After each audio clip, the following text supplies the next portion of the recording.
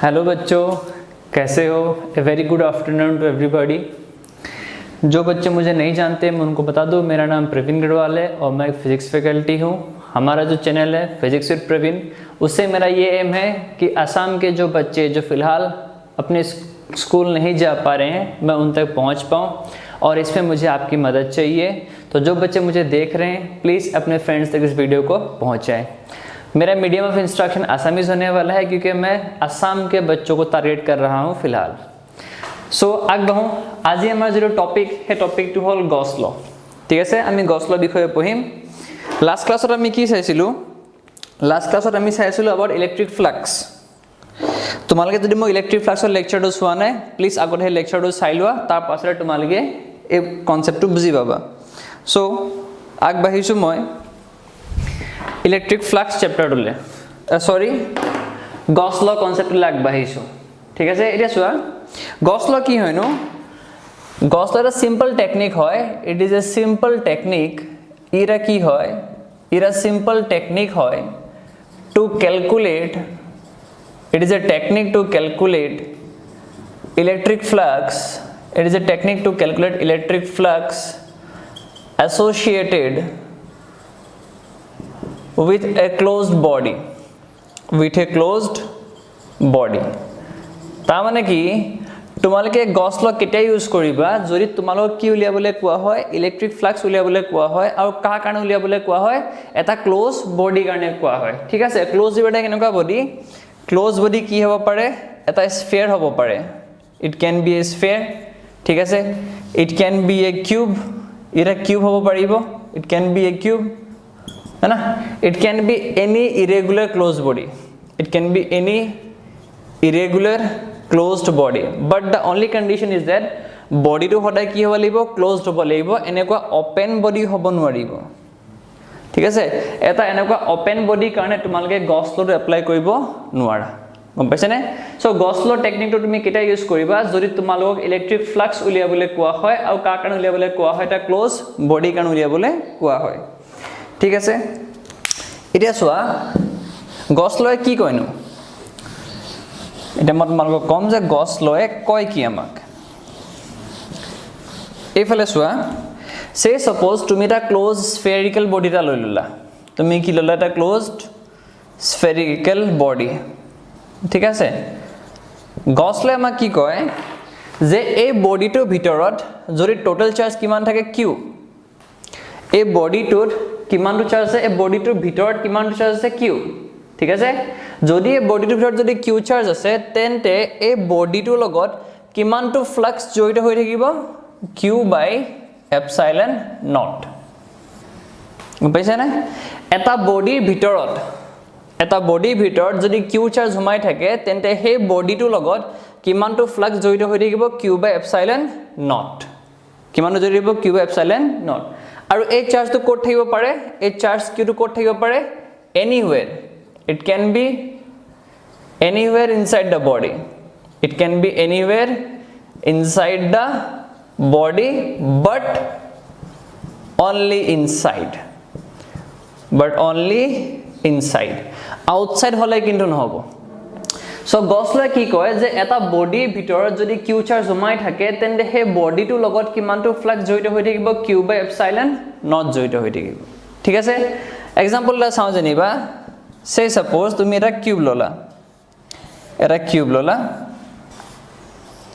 এনেকুৱা এটা কিউব ললা আৰু এই কিউবৰ ভিতৰত যেনিবা এইখিনি ক'বা যেনিবা -2 কুলম, -2 কুলমৰ চাৰ্জ এটা আছে। গম পাইছে নে? তেন্তে এই কিউবটোৰ লগত কিমানটো ফ্লাক্স জড়িত হৈ থাকিব? -2 ডিভাইডেড বাই এপসাইলন নট। গম পাইছে নে? -2 ডিভাইডেড বাই এপসাইলন। কিয় -2 ডিভাইডেড বাই এপসাইলন? কাৰণ এই বডিটোৰ ভিতৰত কিমান চাৰ্জ আছে? -2 কুলম। গম পাইছে নে? সো এই বডিটোৰ লগত ফ্লাক্স কিমানটো জড়িত হৈ থাকিব? -2 ডিভাইডেড বাই এপসাইলন নট। ঠিক আছে, আৰু এটা এক্সাম্পল আমি চাম এতিয়া। আৰু এটা এক্সাম্পল আমি চাবলৈ চেষ্টা কৰিম। এক্সাম্পলৰ সহায়ত তোমালোকে বুজি পাই যাবা যে গছ লয় কি কয় আমাক। এতিয়া চোৱা যেনিবা তুমি দুটা স্ফিয়াৰ ললা। এটা স্ফিয়াৰ তুমি ললা S1 আৰু আন এটা স্ফিয়াৰ তুমি ললা যেনিবা S2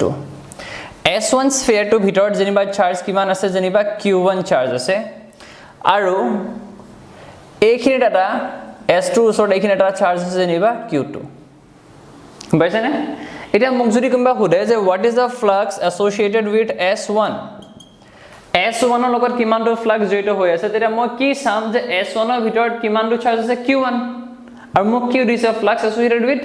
S1 so S1 ৰ ভিতৰত কিমানটো চাৰ্জ আছে আমি অকল হেতু চাম বাহিৰত থকা চাৰ্জটো আমি নাচাও কিন্তু আমি যদি গছ ল সহায়ত যদি আমি ইলেক্ট্ৰিক ফ্লাক্স উলিয়াব বিচাৰিছো তেতিয়া অকল বডিটোৰ ভিতৰত থকা চাৰ্জটোৱে চাম বডিটোৰ বাহিৰত থকা চাৰ্জটো আমি নাচাও তেন্তে ইয়াত চোৱা flux associated with S1 S1 ৰ ভিতৰত কিমানটো চাৰ্জ আছে Q1 আছে গম পাইছে না কিমান চাৰ্জ আছে Q1 সো S1 ৰ কাৰণে ফ্লাক্সটো কিমান হৈ যাব Q1 divided by epsilon naught গম পাইছে না সবে S1 ৰ কাৰণে কিমানটো ফ্লাক্স হৈ যাব Q1 divided by epsilon naught এটা যদি আমাক S2 কাৰণে উলিয়াবলৈ কয় যে what is the flux through S2 আমাক যদি কয় কোনবাই যে S2 কাৰণে কিমানটো ফ্লাক্স হ'ব তেতিয়া আমি কি লিখিম এটা চোৱা S2 ভিতৰত কিমানটো চাৰ্জ আছে Q2 আছে আৰু কোন আছে Q1 S2 ভিতৰটো দুটাই আছে ন এই S2 ভিতৰতে Q2 সোমাই আছে আৰু Q1 সোমাই আছে সো S2 কাৰণে ফ্লাক্স কিমান হৈ যাব Q1 plus Q2 divided by কিমান হৈ যাব epsilon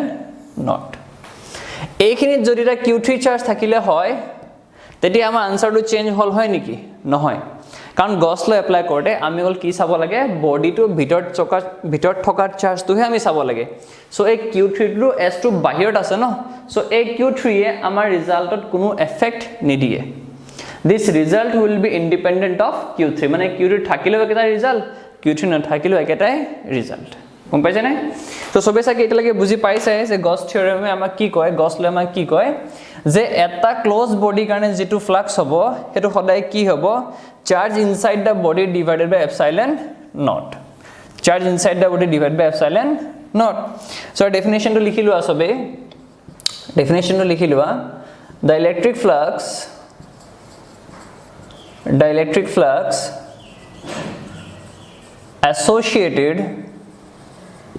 flux associated with a closed body is 1 by epsilon naught times the total charge 1 by epsilon naught times the total charge inside a closed body বুঝছেনে এটা close body কাৰণে যেটো flux হ'ব তো কি হ'ব 1 by epsilon naught times the total charge inside the closed body বুঝছা তা মানে যেটো ফ্লাক্স হ'ব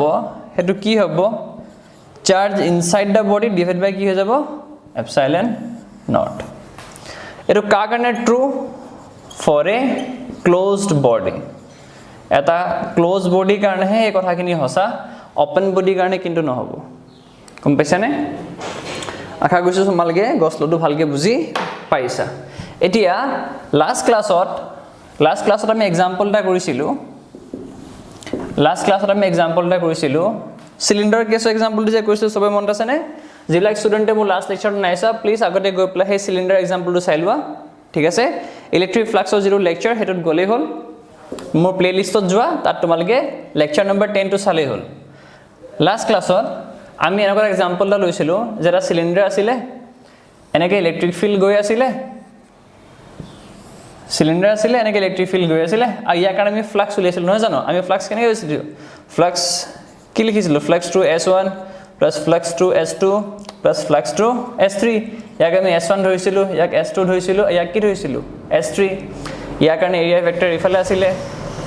ইয়াৰ কাৰণে এৰিয়া ভেক্টৰ ইফালে আছিল ইয়াক নক দেখাইছিল এনেকৈ দেখাইছিল ৰাইট আমি লাষ্টত আমি আনসাৰটো কিমান পাইছিলো 0 পাইছিলো নাই পোৱা গছলে এপ্লাই কৰাছোন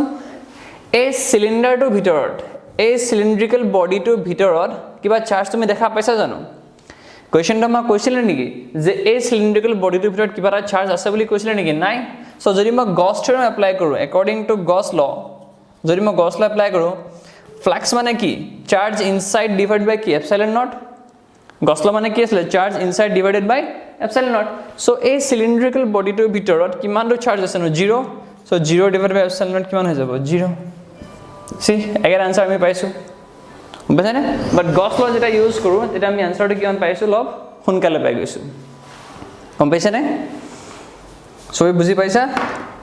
নেক্সট লিখা তোমালকে এপ্লিকেশন অফ গছ ল নেক্সট লিখা তোমালকে এপ্লিকেশন অফ গছ ল যে আমি গছ লৰ সহায়ত আমি কি কৰিব পাৰো নেক্সট লিখা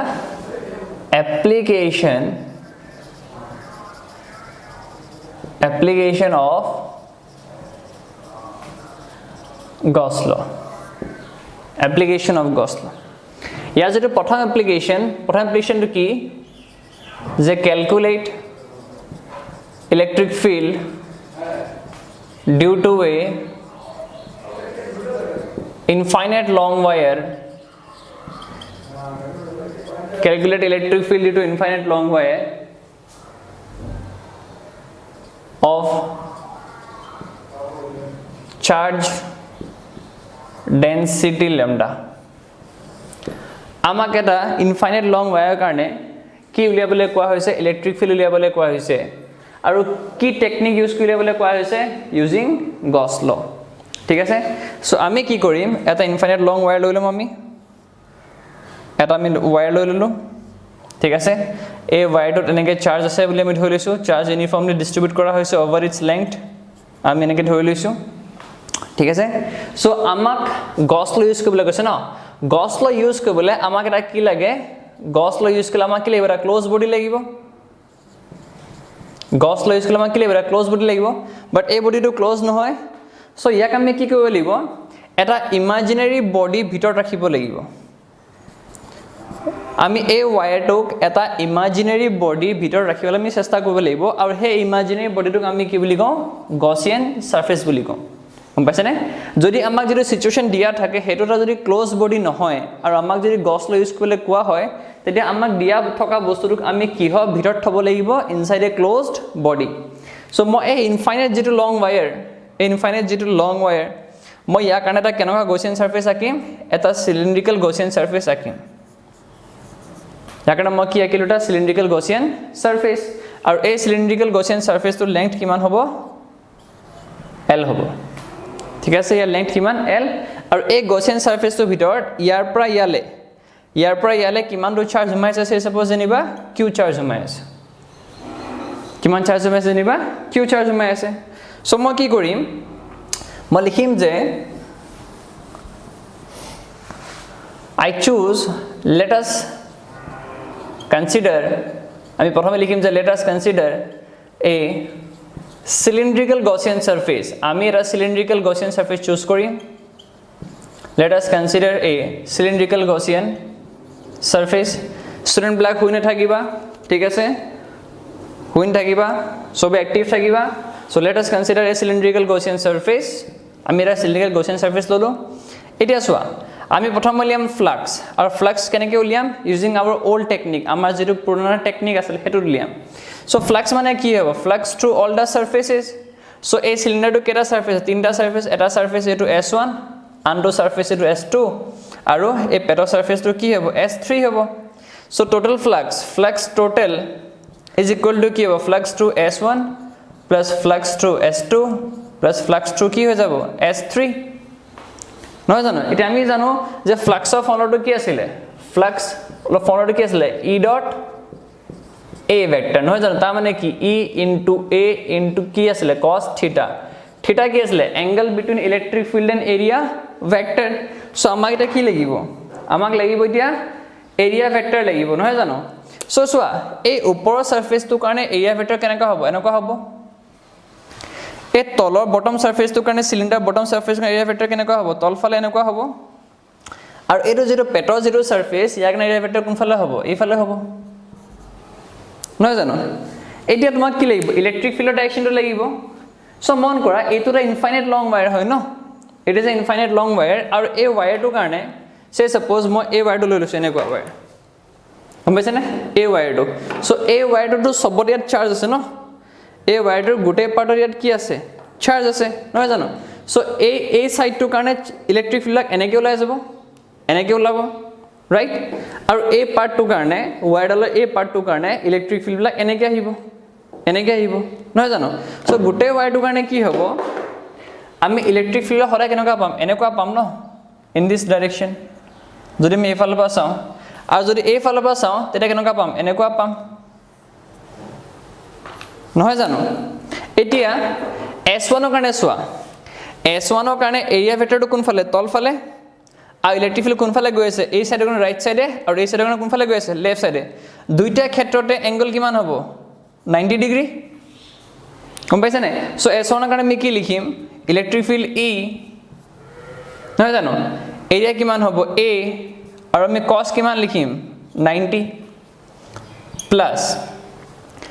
S2 কাৰণে কি লিখিবা S2 কাৰণে এৰিয়া ভেক্টৰ ওপৰ ফালে ইলেক্ট্ৰিক ফিল্ড ৰাইট সাইডে সো আকৌ 90 degree E into A into cos কি হৈ যাব 90 নহয় জানো সবে বুজি পাইছা কোনো নহবা দেই এতিয়া চোৱা নেক্সট কা কাৰণে হ'ব থাকিল কোন S3 কাৰণে এৰিয়া ভেক্টৰো এইফালে ইলেক্ট্ৰিক ফিল্ডও এইফালে সো আমি কি লিখিম ইলেক্ট্ৰিক ফিল্ড E এৰিয়া এতিয়া S3 পেটৰ সাৰফেসৰ এৰিয়াটো কিমান হ'ব টুৱাইস পাই r into l নহয় জানো সো আমি কি লিখিম 2 পাই r into l cos আমি কিমান লিখিম 0 নহয় জানো এটা কি হ'ব চোৱা এই cos 90 টো কিমান হৈ যাব 0 এই cos 90 টো কিমান হৈ যাব 0 ইয়াৰ পৰা তোমালকে যেটো ফ্লাক্স পাবা হে ফ্লাক্সৰ ভ্যালুটো তোমালকে কিমান পালা E into কিমান পালা 2 পাই r into কিমান পালা l নহয় জানো এতিয়া গছ ল মতে কিনো এখিনলৈকে লিখিলা সবে এখিনলৈকে লিখি হ'ল সবৰে এতিয়া চোৱা according to Gauss law ইয়াক তোমালকে 1 বুলি মাৰ্ক কৰি লবা এটা Gauss law মতে কিনো যে যেটো টোটাল ফ্লাক্স হ'ব হে ফ্লাক্স তো কি হ'ব চাৰ্জ ইনসাইড দা বডি নহয় জানো charge inside the body divide by epsilon naught so এই গaussian সারফেস তো ভিতৰত কিমান টো চাৰ্জ আছে নো q সো আমি কি লিখিম q ডিভাইড বাই কি লিখিম আমি এপসাইলন নট নহয় জানো আৰু এই ওয়ায়াৰটো চাৰ্জটো কেনেকৈ ডিস্ট্ৰিবিউট হৈছে over it's length l so আমি জানো যে q ইকুৱেল টু কি হৈ যাব ল্যামডা ইনটু l সো আমি ৰিপ্লেস কৰি দিম lambda into l divide by কি হৈ যাব এপসাইলন নট ইয়াক আমি মাৰ্ক কৰিম ইকুৱেশ্যন নম্বৰ 2 এটা ইকুৱেশ্যন 1 মতে phi is equal to e into 2 pi rl equation 2 মতে phi is equal to lambda into l by কি epsilon naught সো আমি দুইটাকে আমি কি কৰি দিম ইকুৱেট কৰি দিম সো from 1 and 2 আমি কি লিখিম যে e into 2 pi r into l is equal to কি হৈ যাব lambda into l by কি হৈ যাব epsilon naught সো l কি হৈ যাব কাটা যাব ইয়াৰ পৰা তুমি e মানটো কিমান পাবা lambda by 2 pi r epsilon naught কিমান বাদ মালকে lambda is equal to কিমান পাবা lambda divided by 2 pi r epsilon naught এতিয়া চোৱা ইলেক্ট্ৰিক ফিল্ডটো সদায় কোনফালে গৈ আছে নো ইলেক্ট্ৰিক ফিল্ডটো এইফালে গৈ আছে ন এইফালে এনেকে আৰু ইয়াৰ পৰা যেতিয়া সাম এনেকে গৈ আছে নহয় জানো সো ইলেক্ট্ৰিক ফিল্ডৰ যেটো ডাইৰেকশ্যন হেতু ওয়্যাৰডাল লগত সদায় কি হৈছে পাৰপেন্ডিকুলাৰ হৈ থকা নাই জানো ওয়্যাৰডাল এনেকৈ আছে ওয়্যাৰটো এনেকৈ আছে ইলেক্ট্ৰিক ফিল্ডবিলাক এনেকৈ গৈ আছে নহয় জানো সো ইলেক্ট্ৰিক ফিল্ডে ওয়্যাৰটোৰ লগত কিমান এংগল ফৰ্ম কৰি আছে ন সদায় 90 ডিগ্ৰী ফৰ্ম কৰি আছে সো যদি মই ভেক্টৰ ফৰ্মত লিখিব বিচাৰো মই e ভেক্টৰটো কেনেকৈ লিখিম e is equal to কি হ'ব lambda by 2 pi r epsilon naught লগতে কি লিখি দিয়া n cap লিখি দিয়া where n cap is perpendicular to the wire so etu ki hoy gol etu hol electric field due to a infinite long wire of charge density sigma dekho paisa akha korisu tumalike ei lecture tu buji paisa aru Gauss law jeto prothom application etu tumalike খুব ধুনিয়াকে বুজিব পাৰিছা জিবিলাক ষ্টুডেন্টে মোৰ lecture এতিয়া চাই আছা please নিজৰ friends কিন লগত লেকচাৰবোৰ শেয়াৰ কৰা যাতে মই তাহাঁতকো হেল্প কৰিব পাৰো মোৰ মেইন এমটো হল যাতে আমি ম্যাক্সিমাম ষ্টুডেন্টলৈ ৰিচ কৰিব পাৰো আৰু আমাৰ চেনেলটো খুব সোনকালে আমি গ্ৰো কৰিব পাৰো তোমালোকে যদি মোৰ এই ভিডিওটো যদি পছন্দ কৰিছা প্লিজ লাইক কৰিবা সাবস্ক্ৰাইব কৰিবা আৰু নিজৰ ফ্ৰেন্ডছ কিন লগত শেয়াৰ কৰিবা keep liking keep subscribing thank you